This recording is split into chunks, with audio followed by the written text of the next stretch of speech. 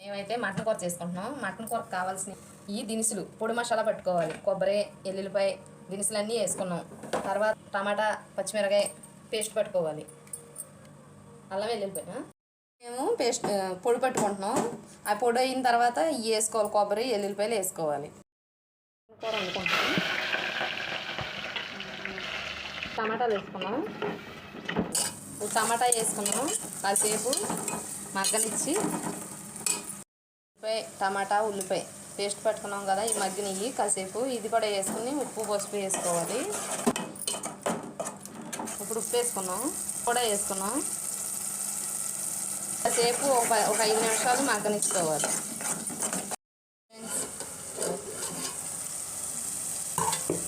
ఇప్పుడు కారం వేసుకుంటున్నాం.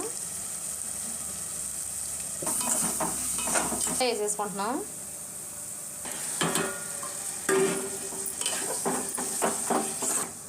మటన్ వేసుకుని ఇప్పుడు శుభ్రంగా కలుపుకోవాలి. వాటర్ పోసుకోవాలి. కలుపుకోవాలి. మటన్ కూర అయితే రెడీ అయిపోతుంది. ఇప్పుడు కొంచెం కొత్తిమీర, మేమైతే కరివేపాకు దించుకునే ముందు వేసుకుంటాం. పెట్టుకున్నాం మసాలా అన్నీ వేసుకుని కలుపుకొని దించేసుకోవడం. ఇంకా